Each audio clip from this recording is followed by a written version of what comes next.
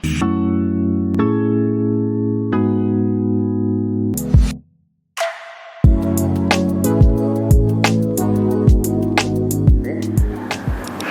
friends and student, IELTS na student. Aje we have been discussing and I have been uploading number of videos for IELTS. Four of the section like writing, reading, speaking and listening, and how to increase the score. In this video, we are going to discuss about a special topic or some special points that what are the exact errors that students are doing and which are especially responsible behind elimination of the score.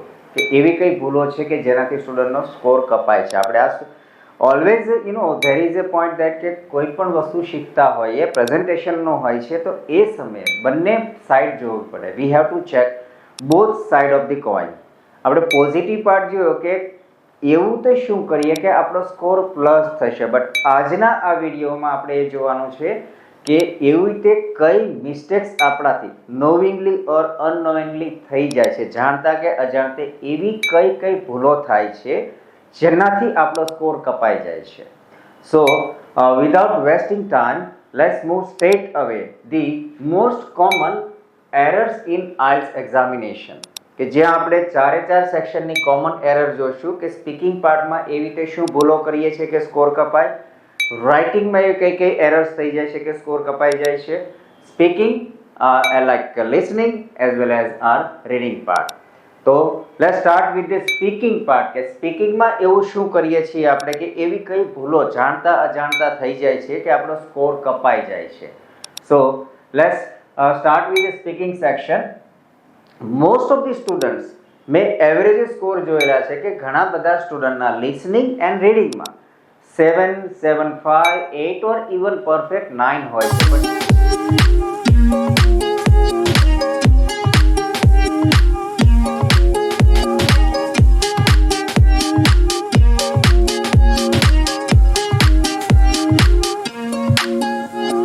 પણ જ્યારે આપણે એમનો speaking પાર્ટનો score જોઈએ છે તો એ score કંઈક 6 કે 6.5 જ હોય છે, એનાથી ઉપર હોતો નથી. Why? Okay, because of those reasons. કે એમાં પહેલું છે કે સ્પીકિંગ વિથ મેમરાઇઝ્ડ આન્સર. જે આપણે આન્સર આપીએ છીએ જે મોસ્ટલી સ્ટુડન્ટ શું કરે છે, ગોખી લે છે. There are number of like variety kind of literatures like roaming around in the market. ઘણા બધા પ્રકારના પબ્લિકેશન્સ છે કે સ્ટુડન્ટ શું કરે છે, એ ક્વેશ્ચન્સના સેમ્પલ અને એના આન્સર ગોખી લે છે. તો જ્યારે પણ કોઈ પણ આન્સર ગોખેલો આપણે આન્સર આપીશું તો એનો સ્કોર નહીં આવે. રીઝન જે મોસ્ટલી આપણે જોઈએ છે કે જે મેમરાઇઝ આન્સર છે it is useful somewhere or somehow in our day to day conversation with our friends or family members, it is okay. But જ્યારે આપણે આ આન્સર એક્ઝામિનરને મેમરાઇઝ આન્સર ગોખેલા પ્રી પ્રિપેર્ડ આન્સર એક્ઝામિનર્સને આપીશું, એ પહેલી વસ્તુ નોટિસ કરી લેશે કે તમે નેચરલી બોલતા નથી. IELTSના બેન્ડિશ પેપરમાં ક્લિયરલી લખેલું છે કે student must speak naturally. Naturally developed idea એવો એક વર્ડ યુઝ કર્યો છે. તો અહીં જ્યારે તમે મેમરાઇઝ આન્સર યુઝ કરીશું તો એ idea naturally developed idea consider નહીં થાય. બીજી વસ્તુ, જ્યારે આપણે કોઈ પણ પ્રી પ્રિપેર્ડ ગોખેલો આન્સર બોલીએ છીએ તો એ સમયે આપણી hand movement, facial expressions, eye movement or body movement, body language આવશે નહીં. અને એ આન્સર કઈ રીતનો હશે, like you keep folded your hand and without moving your head or your eyes or eyebrows you will just keep speaking. તો એ artificial answer થશે અને આર્ટિફિશિયલ આન્સરનો સ્કોર આવશે નહીં. So be careful, never represent any pre prepared or memorised idea. Always prepare your answer by yourself. કોઈ પણ મટીરિયલમાં ક્વેશ્ચનની તમે હેલ્પ લઈ શકો છો, but be careful, be alert. ક્યારેય પણ એ જે ક્વેશ્ચનના આન્સર નીચે પ્રિન્ટેડ છે, હા તમને લાઈક આઈડિયા જ નથી તો એ સમયે તમે જોઈ શકો, you can take A help, but you have to prepare your own answer. So the first lesson is when you use a memorized answer you will not get a good score. I would say not more than 6. Okay, so first point, ક્યારે પણ આપણે answer ગોખીશું નહીં. Let's move to the second answer or a second topic or a second reason why we are not getting a good score is a short answer. કોઈ પણ question જ્યારે examiner પૂછે છે તો યસ નો માં answer આપી દેવાથી એ examiner satisfy નથી થતા. લેટ્સ સે ફોર એક્ઝામ્પલ એક્ઝામિનર પૂછે છે કે do you like playing video games. Mostly student શું કરે છે? Yes I like playing video games. શું થશે? આપણે એડ શું કર્યું? ખાલી યસ અને એક તો શોર્ટ આન્સર છે ને સાથે શું કરીએ છીએ આપણે? પેરાફ્રેઝિંગ કરતા નથી. જેવો ક્વેશ્ચન આવે એવો ને એવો સામે એક્ઝામિનરને ચિપકાવી નહીં દેવાનો. બી કેરફુલ, પેરાફ્રેઝ કરતા શીખો. ઓકે, ક્વેશ્ચન છે કે do you like to play video game? Of course, obviously. Video game I personally prefer. It is a greatest source for me as a stress buster, or it is a source for me as a stress reliever. So every day, mostly 1 or 2 hours, I mostly play my favorite video game, which is Mario. આ રીતે long answer આપો. શોર્ટમાં ને કે yes I love to play video game, my favourite is so and so. ટૂંકો answer ક્યારે નહીં આપો. ટૂંકો આન્સર આપશો સ્કોર કપાઈ જશે અથવા તો સ્કોર આવશે જ નહીં. એટલે પહેલું છે કે do not respond only in yes, no, of course, obviously. એટલાથી આન્સર એ એક્ઝામિનર આ આન્સરથી સેટિસ્ફાઈ નહીં થાય. બીજું ધ્યાન રાખો કે you have to do paraphrase. જે ક્વેશ્ચન આવ્યો છે એ ક્વેશ્ચનને બરાબર સમજો, ક્વેશ્ચન શા માટે છે એને સમજો અને એ જે રિસ્પોન્સ આપો છો એને અધર વર્ડમાં તમે પેરાફ્રેઝ કરીને રિપ્રેઝન્ટ કરો. It can be active sentence છે તો એનું પેસિવ કરો. થોડી ઘણી વર્ડ ગેમ રમો. I mean to say synonyms, antonyms. Positive sentence હોય તો એનું નેગેટિવ કરો, નેગેટિવનું પોઝિટિવ કરો. ગ્રામરની રેન્જ ચેન્જ કરો ઓર જે ટેન્સીસ છે ટેન્સીસ ચેન્જ કરો.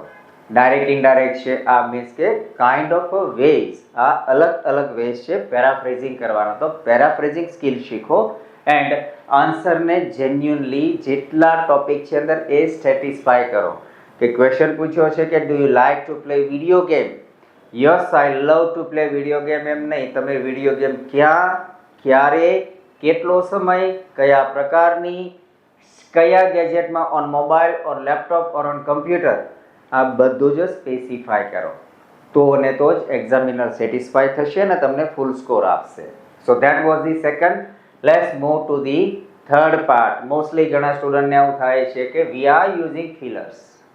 Okay, so over use of feelers generally chop down the score. Some fillers like like you know, આ બધા ફિલર્સ છે. એટલે આપણે એ ધ્યાન રાખીશું કે ફિલર્સનો યુઝ જ નહીં કરીએ. બીજું એવું છે કે feelers are there but it is nothing. We can say they are the thinking sound.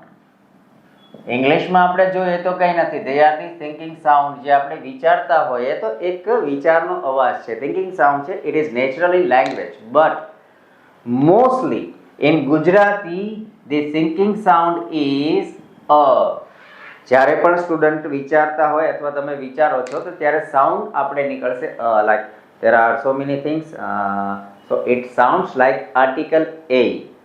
તો એનો સ્કોર કપાઈ જશે. એટલે ખાસ ધ્યાન રાખવું કે those thinking sound or the fillers, જેમ કે અહીંયા છે મેં એક્ઝામ્પલ લખેલા છે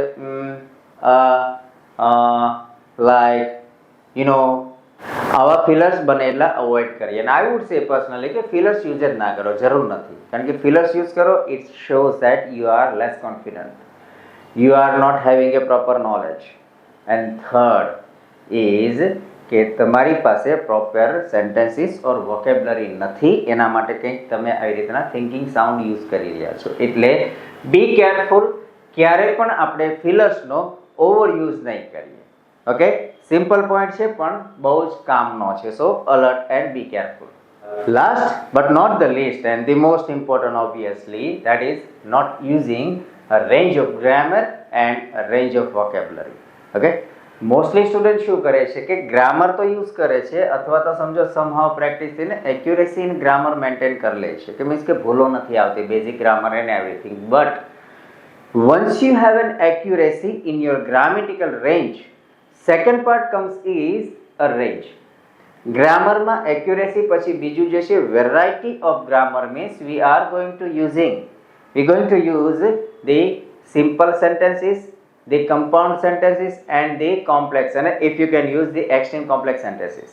Okay, so આ પ્રકારના સેન્ટેન્સીસની રિક્વાયરમેન્ટ છે. અલગ અલગ ટેન્સીસ જોશે, એક્ટિવ, પેસિવ, સમ કન્ડિશનલ ક્લોઝિસ, ફ્રેઝિસ, આ બધી જ રિક્વાયરમેન્ટ છે IELTS two get a good score. બીજું કે જ્યારે પણ સ્ટુડન્ટ પ્રેક્ટિસ કરવાની શરૂઆત કરે છે તો એક્સક્યુઝ આવે છે. જ્યારે લાઈક સ્ટુડન્ટને like when I doing like online and offline coaching, તો કે છે સ્ટુડન્ટના રિસ્પોન્સ એવો હોય કે અમે તો હજી શરૂઆત કરી છે, હજુ બેઝિક શીખીએ છીએ, અમે પછી કરી લઈશું. But my advice is that કે તમે ફર્સ્ટ ડેથી જ્યારે પણ IELTSની પ્રિપેરેશન કરો, ફર્સ્ટ ડેથી તમે તમારી જે પ્રિપેરેશન છે એમાં તે પહેલેથી રેન્જ ક્રિએટ કરતા શીખી જાઓ. કારણ કે એકવાર જો ખોટી આદત પડી ગઈ પછી નીકળશે નહીં.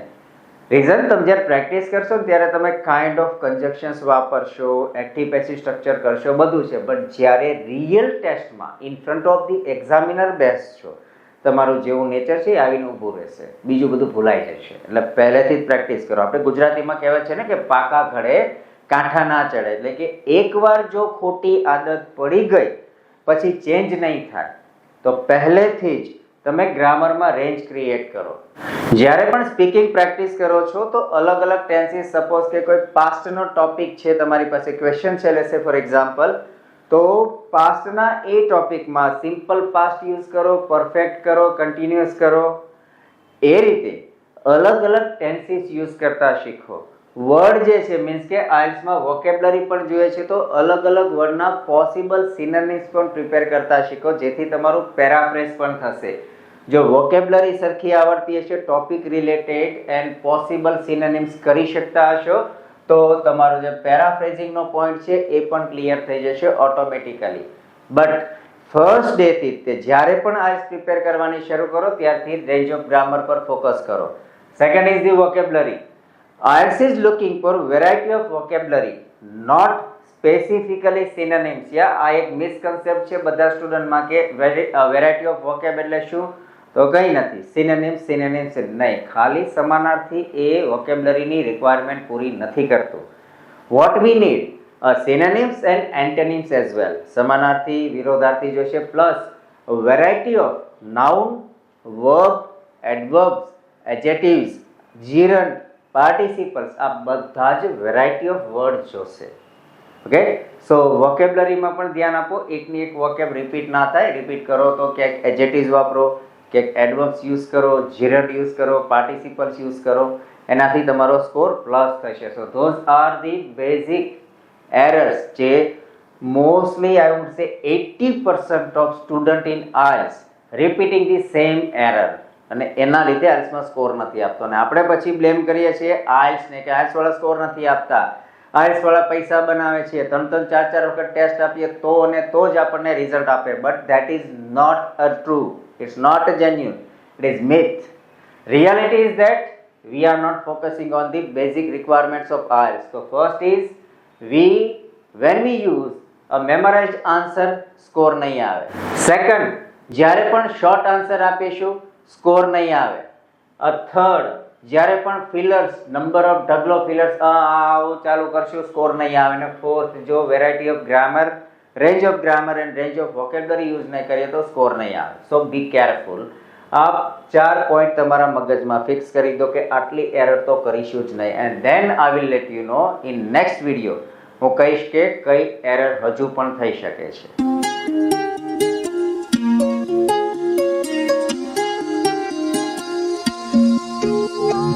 Okay, so let's discuss about the writing section. રાઇટિંગમાં સ્કોર કેમ નથી આવતો? IELTS એકેડેમિક હોય કે IELTS જનરલ હોય, ટાસ્ક 1 હોય કે ટાસ્ક 2 હોય, એવું તે શું કરીએ છીએ કે જેનાથી આપણો સ્કોર આવતો નથી, અથવા તો મહેનત કરીને થાકી જઈએ છીએ તો પણ આપણો સ્કોર નથી આવતો? એના માટે રિસ્પોન્સિબલ રીઝન આ રહ્યા. Okay, most common responsible reasons કે જ્યાં એના લીધે તમારો સ્કોર કપાઈ જાય છે. સો એમાંનું ફર્સ્ટ છે that is the misunderstanding the task requirement. Suppose let's talk about the academic writing task 1. બધા સ્ટુડન્ટ શું કરે છે કે જે ગ્રાફ આપેલો ને, pie chart, column chart, line chart, like different kind of map છે, ડાયાગ્રામ છે, લેબલિંગ જે કાંઈ છે એ બધામાં શું કરે, જે દેખાય ને મંડે લખવા કે અહીંયા આ વર્ષે આટલું હતું પોપ્યુલેશન, આ વર્ષે આટલું થઈ ગયું, આ વર્ષે પાછું વધ્યું, આ વર્ષે પાછું ઘટ્યું. ઇન્ડિયાનું લખ્યું, પછી પકડશે તો કે ચાલો યુએસમાં 1991માં આટલું, 92માં આટલું, 93માં આટલું, 94માં આટલું. રિક્વાયરમેન્ટ એ નથી. બરાબર તમે ટાસ્ક જે છે તમારો મીન્સ કે એનો ક્વેશ્ચન વાંચો. તમે ક્વેશ્ચન નહીં વાંચો એના લીધે તમારો સ્કોર કપાય છે. ક્વેશ્ચનમાં રાઇટિંગ ટાસ્ક 1 એકેડેમિકમાં ક્લિયરલી લખેલું છે કે compare the data where possible, where the relevant data you can compare and contrast, you have to write a statement in that way. બાકી જે દેખાય છે લખીને આવશું તો સ્કોર આવશે નહીં. ઓકે, તો જે ડેટા છે અંદર ઇન્ફોર્મેશન છે એને બરાબર સમજો અને એનું કમ્પેરિઝન કરો બિટવીન ટુ. કે સપોઝ કે ઇન્ડિયા, યુએસ, યુકે, કેનેડાના પોપ્યુલેશનના ડેટા છે કે જે 1990માં કંઈક હતી, 95માં, 2000, 2005 ઓર 2010. આ જે યરમાં, તો જ્યારે તમે 1995નું બતાવો છો તો એ સમયે કહો કે 1995માં યુએસમાં આટલા હતા, એની કમ્પેરમાં કેનેડામાં આટલા વધારે, તો યુએસ થી કેનેડાની કમ્પેરિઝનમાં ઇન્ડિયા આટલું હતું. એન્ડ કમ્પેરિઝન કરો, બીજું કોન્ટ્રાસ્ટ કરો અથવા કોઈ ટાઈમલાઈન બતાવો કે ઇન્ડિયાની પોપ્યુલેશનની પ્રોગ્રેસ છે સૌથી વધારે ઝડપી છે compare to US and Canada. સામે એવું સેન્ટેન્સ પર લખી શકાય કે કેનેડામાં પોપ્યુલેશનનો જે ગ્રોથ છે એ ઇન્ડિયા અને યુએસ કરતાં એકદમ ઓછો છે. So what is the highest, what is the lowest, what is contradictory and what is equal. આવા ડેટા ફાઇન્ડ કરો અને પછી એને તમે ડિગ્રીઝ ઓફ કમ્પેરિઝનથી કમ્પેર કરો, કોન્ટ્રાસ્ટ કરો, અપોઝિશન બતાવો, સેમ ઇક્વાલિટી બતાવો, ટ્રેન્ડ બતાવો. ટ્રેન્ડ્સ માટેના સ્પેસિફિક વર્ડ વોકેબ્યુલરી યુઝ કરો તો તમારો સ્કોર આવશે. એ છે રાઇટિંગ ટાસ્ક 1. બીજું જનરલમાં રાઇટિંગ ટાસ્ક 1 તો લેટર હોય છે ફોર્મલ એન્ડ ઇનફોર્મલ. તો you have two form a story. તમારે એક સ્ટોરી બનાવવાની છે. એ સ્ટોરી લોજિકલ સ્ટોરી બનાવો, લોજિકલ સ્ટોરીનું ડેવલપમેન્ટ ક્રિએટ કરો અને પછી લખો. એમને નહીં કરવાનું કે હું તમારી હોટલમાં આવ્યો તો મેં ત્યાં મારું ડોક્યુમેન્ટ ભૂલી ગયો મને મોકલી દેજો. Not that way. ક્લિયરલી તમારે પ્રોફેશનલી એપ્રોચ જોશે. એના માટે રીડિંગ વધારો.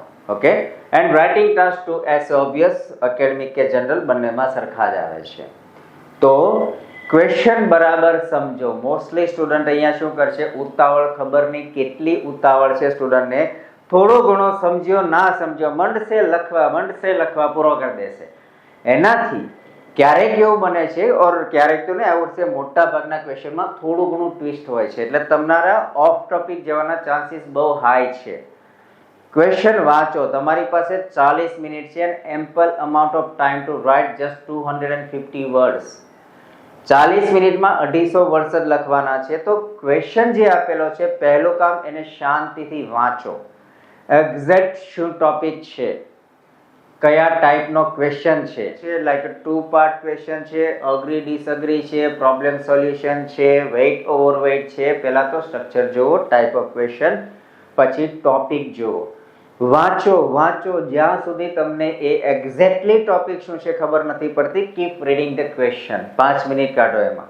નેક્સ્ટ સ્ટેપ, ક્વેશ્ચન વંચાઈ ગયો, સમજાઈ ગયો, પછી brainstorming. You have to develop the idea first before you start writing. લખવાનું શરૂ નથી કરવાનું, પહેલા તો આઈડિયા નોટ ડાઉન કરો. હા મને યાદ છે નહીં, પેપરમાં લખો. તમારી પાસે ક્વેશ્ચન પેપર છે ટેસ્ટમાં, એમાં લખો. ઘરે પ્રેક્ટિસ કરો ત્યારે પણ પહેલા આઈડિયા લખો, બંને સાઈડના લખો તો તમને ખબર પડશે કે પોઝિટિવ કેટલા છે, નેગેટિવ આપણી પાસે કેટલા આઈડિયા છે. ક્યારેક એવું થાય કે એક જ આવડતો હોય અને આપણે પોઝિટિવ જવા દઈએ, ખબર પડે કે હવે બીજો નથી આવડતો, પાછું પૂછવું, ઇરેઝ કરવું, ટાઈમ વેસ્ટ કરવો, પેનિક થઈએ, ટાઈમ લોસ જશે, frustration and no more score. Means કે 4, 4.5, 5 જ આવશે.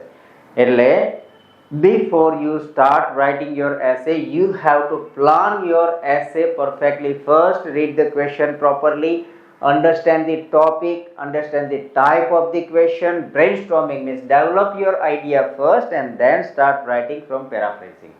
પછી લખવાની શરૂઆત કરો તો CNC cohesion and coherence match થશે, નહીતર નહીં જ થાય. Okay, so always be careful કે અહીં સ્ટુડન્ટ શું કરે છે, મિસકન્સેપ્ટ કરે છે, ટોપિક જે છે એ સમજતા નથી, and because of misunderstanding the topic or a question or idea, students are losing a score. ભળતું લખીને આવવાથી સ્કોર આવશે નહીં. So that was the first point. Second, the poor paragraphing structure. Paragraphing most important. Yes, obvious છે, તમે તમારી રીતે paragraph બનાવી શકો છો. If it is writing task 1, okay, તો writing task 1 માં પહેલો આવશે introduction, overall and body paragraph. 3 paragraph આવશે. Within that 3 paragraph and 150 word limit, you have to accomplish full task. તમારો પૂરો task A 150 વર્ડ્સમાં then these 3 paragraph લખી નાખવાનો છે. હવે ભૂલ ક્યાં થશે? પેરેગ્રાફિંગ પુઅર મીન્સ કે જે ઇન્ટ્રોડક્ટરી પેરેગ્રાફ છે એ કન્ટેન્સ ઓનલી ક્વેશ્ચનનું પેરાફ્રેઝ કરવાનું છે ને એકાદો યુનિક પોઈન્ટ લખવાનો છે, એ તમારું પેરાફ્રેઝ થયું 3 to 4 લાઈન, that's it. વધારે નહીં, બધા મોટો પેરેગ્રાફ લખી નાખે નહીં. It is a paraphrase, so તમારું ઓપનિંગ છે the first part, એટલે બંને એટલું short, normal and straight forward, neat and clear હોવો જોઈએ. બીજો ઓવરઓલ છે તો આખો તમારો જે ગ્રાફ છે કંઈ પણ છે એ સમજો શું છે, એમાં તમારા ઓવરઓલ આઈડિયા લખો without mentioning the data. Specific data નથી લખવાના, ખાલી ઓવરઓલ લખવાનું કે compare to US compare to US ઇન્ડિયાની પોપ્યુલેશન પહેલેથી છેલ્લે સુધી હાઈ જ રહી છે, જ્યારે કેનેડાની સૌથી છેલ્લે રહી છે અને યુએસની પોપ્યુલેશન એક એવરેજ રહી છે. That is called overall. Figure નથી લખવાના કે ઇન્ડિયાની population 1995 so and so number હતા તો કમ્પેર ટુ કેનેડાના આટલા નંબર હતા અને યુએસના આટલા હતા. Not that, it is not overall, it is a description. Okay, overall લખો ને પછી ડિસ્ક્રિપ્શનમાં કમ્પેર એન્ડ કોન્ટ્રાસ્ટ કરો. આ ટાસ્ક 1 હતો. ટાસ્ક 2 માં તો ત્યાં મોસ્ટલી પેરેગ્રાફી જોઈએ તો 4 આવશે. ક્વેશ્ચન જે છે એનો પહેલો પેરેગ્રાફ એ જે આપણો પેરાફ્રેઝ છે, બીજા 2 paragraph, body paragraph first, body paragraph second, and the last one is an conclusion. Okay, so paraphrase કરો એ short, straightforward, neat and clear જોઈએ. જ્યાં તમે તમારું સ્ટેન્ડ પરફેક્ટલી ક્લિયર કરો, સ્ટેન્ડ લો કે તમે આ એસેને પોઝિટિવ લખો છો, નેગેટિવ લખો છો, બેલેન્સ આપો છો કે શું છે, ક્લિયરલી સ્ટેન્ડ ક્લિયર કરો. બંને body paragraph, then body paragraph શું હશે? Your idea, explanation and examples. And once your body paragraphs are done, then it comes the conclusion. Again, your question જેવો હતો એના જેવું somehow paraphrase અને question paraphrase જેવું somehow conclusion કે જ્યાં તમે એડવાઇસનું એક સેન્ટેન્સ એડ કરી શકો છો. તો પ્રોપરલી પેરેગ્રાફ મેનેજ કરો, વધારે ના પેરેગ્રાફ કરો. ઘણા સ્ટુડન્ટનું મેં જોયું છે કે એક આઈડિયાના એક પેરેગ્રાફ મીન્સ કે 6 7 પેરેગ્રાફ કરે છે, અથવા 3 જ કરે. પેરાફ્રેઝ, એક બોડી પેરા અને કન્ક્લુઝન. એક બોડી પેરેગ્રાફમાં બધું નાખી દેશે તો શું થશે? એક્ઝામિનરને કન્ફ્યુઝન થશે, સ્કોર નહીં આવે. એટલે 4 paragraph, not less not more. 4 paragraph લખો. હવે કોઈ કેસીસમાં તમારે એકાદી આઈડિયા કોન્ટ્રાડિક્ટ કરવી છે, લાઈક ઇમ્બેલેન્સ વ્યૂ છે, 70-30 ના પોઈન્ટમાં જાઓ છો, એક આઈડિયા માટે અલગ પેરેગ્રાફ કરી શકો, પણ mostly 4 paragraph is enough. Okay, so that was the second.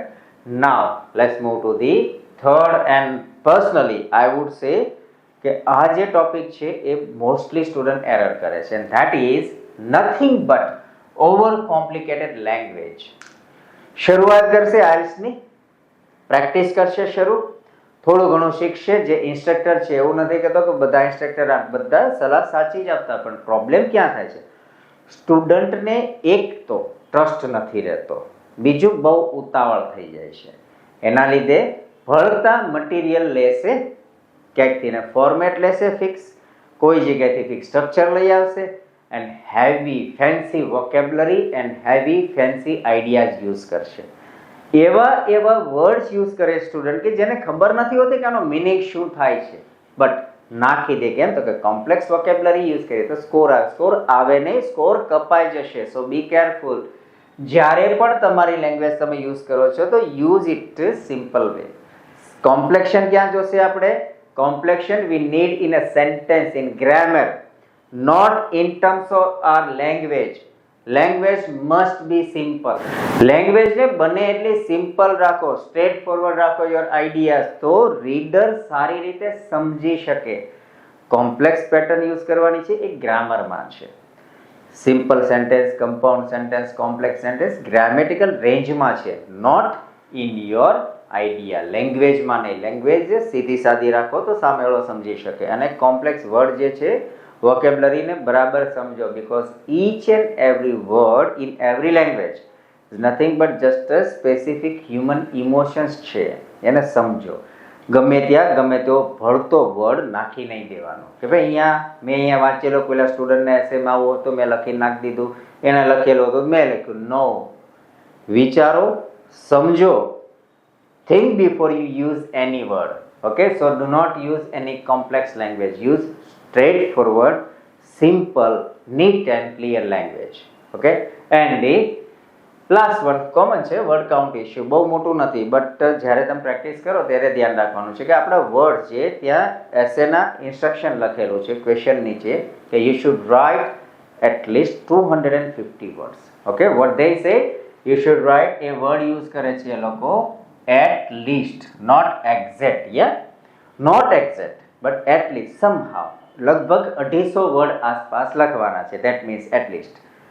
તો સ્ટુડન્ટ શું કરે છે કે 250 નો ટાર્ગેટ પકડી લે છે કે ફિક્સ 250 250 and 250. એના લીધે સ્ટુડન્ટ્સને થાય છે કે ક્યારેક એ આઈડિયા શોર્ટ કરી દે છે, કોઈક સમય એક્સપ્લેનેશન શોર્ટ કરી દે, ક્યારેક એક્ઝામ્પલને એક્સપ્લેન નથી કરતા, સ્કોર કપાઈ જશે. હા, word count is important. Less than 200 and more than 300 would be negative obviously, but at least 250 એટલે થોડું ઘણું પ્લસ માઇનસ હોય તો ચાલે. સમજો કે 230 240 આસપાસના છે અને તમે એસેને પરફેક્ટલી બેલેન્સ વેથીને પ્રેઝન્ટ કર્યો છે તો ફૂલ સ્કોર આવશે. ઓર અપર લિમિટ જોઈએ તો 260 270 હશે તો પણ સ્કોર આવશે. ઓકે, એટલે વર્ડ્સમાં વર્ડ કાઉન્ટમાં બહુ રિજિડ નથી થવાનું, થોડી ઘણી ફ્લેક્સિબિલિટી રહેવાની કે 250 છે it can be plus or minus 250, but 20-30 word હોય, વધારે નહીં. કે ચાલે દેટ ડઝન્ટ મીન્સ કે 350 વર્ડનો એસે લખી દઈએ અથવા તો 150માં પૂરો કરી દઈએ, નહીં, તો સ્કોર કપાશે. એટલે બી કેરફુલ. જ્યારે પણ તમે એસે લખો છો તો થોડું ઘણું વર્ડ કાઉન્ટ ઉપર પણ ફોકસ કરો અને એક વર્ડ નહીં ગણવાનો. આ પણ યાદ રાખો. તમે તમારી રાઇટિંગ પેટર્ન છે, સ્ક્રિપ્ટ છે, સમજો કે તમે તમારી ફૂલસ્કેપ બુકમાં એક લાઇનમાં કેટલા વર્ડ્સ લખી શકો. Depends your hand writing. કોઈના 5 હોય છે, કોઈ સ્ટુડન્ટના 6 વર્ડ્સ હોય છે, કોઈના 7 તો કોઈના 8 હોય છે. તો પછી તમારે લાઇન જ કાઉન્ટ કરી લેવાની કે સપોઝ કે તમારે 7 વર્ડ થાય છે તો નંબર ઓફ લાઇન ઇન્ટુ 7 કરો, તમને તમારો ટોટલ મળી જશે. ઓકે, સો સિંગલ વર્ડ નહીં ગણતા અને focus on your word count. અને વર્ડ કાઉન્ટ જે આ લોકોએ આપ્યું છે આ છે એક લિમિટ 250. દેટ મીન્સ કે એની અંદર જ 250ની આસપાસ જ આપણો જે ટોપિક છે એ લખાઈ જશે. બહુ નીચો ગયો દેટ મીન્સ આઈડિયા ડ્રોપ થઈ અને વધારે થયું એટલે આપણે શું કર્યું, આઈડિયાને રિપીટ કરી ગોળ ગોળ ફેરવી અથવા અનનેસેસરી રાઇટિંગ અંદર એડ કર્યું. તો બી કેરફુલ. આપણે વર્ડ કાઉન્ટ પર ધ્યાન રાખીશું. So those are the most common and most basic. Don't panic. Normal છે બટ ધ્યાન રાખવા જેવી બાબત છે. જોઈએ તો કંઈ જ નથી, બટ જો ધ્યાન નહીં રાખીએ તો બહુ જ મોટી અસર કરશે. ઓકે, નાનો બોમ્બ છે આ, પણ ફૂટશે ને તો it gives you a big sound, high sound. So atom bomb છે આ. દેખાય કાંઈ નથી કે મિસઅન્ડરસ્ટેન્ડિંગ ધ ટાસ્ક મીન્સ કે ક્વેશ્ચન એ તો સમજી જાય. નહીં, નથી સમજતા. બરાબર સમજો. બીજું છે પેરેગ્રાફ સ્ટ્રક્ચર. ગમે ત્યાં ગમે તે રીતની સ્ટાઇલ નાખી દે નહીં. ધ્યાન રાખો કે સ્ટ્રક્ચર પ્રોપર ફોલો કરો. Third one is complicated language. તો આપણે over use of complicated language નથી કરવાની. Simple, straightforward and to the point જ લખવાનું છે. And last is word count. Okay, so આટલું ધ્યાન રાખો in your speaking and in your writing. I am sure તમારો સ્કોર આવશે જ. સો ફ્રેન્ડ્સ, આ હતી નોર્મલ એરર્સ કે જે હું તમને ઘણા સમયથી કહેવા માંગતો કે થોડી ઘણી એરર પર પણ ધ્યાન આપો. પોઝિટિવ કરીએ છીએ પણ those are the negative errors કે જે મોસ્ટલી સ્ટુડન્ટ કોમનલી કરે છે, ખબર નથી રહેતી ક્યારે થઈ જાય છે અને સ્કોર કપાઈ જાય છે. અને આપણે always confusion, question mark, score કેમ નથી આવતો, આટલા જ રીઝનથી સ્કોર નહીં આવે. તો ધ્યાન રાખો, આ આપણે રિપીટ નહીં કરીએ. આપણી પ્રેક્ટિસ છે એ પ્રેક્ટિસમાં આનું ખાસ ધ્યાન રાખીશું. એન્ડ આવા જ વિડીયોઝ મેળવવા, અવનવી ટિપ્સ, ટેકનિક્સ, સ્ટ્રેટેજીસ કે આઈએસમાં ગુડ હાઈ સ્કોર કઈ રીતે લાવવો એ વગેરે ઇન્ફોર્મેશન રેગ્યુલરલી એન્ડ સૌથી પહેલા વિડીયો મેળવવા માટે અમારી યુટ્યુબ ચેનલ આર ઇન્ટરનેશનલમાં પહેલું તો કરો, એને લાઈક કરો, શેર કરો અને સબસ્ક્રાઇબ કરો દરેકે દરેક સ્ટુડન્ટ સાથે. પ્લસ બેલ આઇકન ખાસ પ્રેસ કરશો કે જેથી તમને સૌથી પહેલા વિડીયો મળી રહે. એન્ડ જો તમને આમાં કોઈ કન્ફ્યુઝન કે ક્વેરી હોય તો નીચે કોમેન્ટ બોક્સમાં કોમેન્ટ કરજો, હું તમને પર્સનલી રિપ્લાય આપીશ. Okay, so thank you so much being with us and be online always. I will be keep sharing the same videos always to help you boost your score. So once more, thank you so much for being with us with our channel R International. Thank you.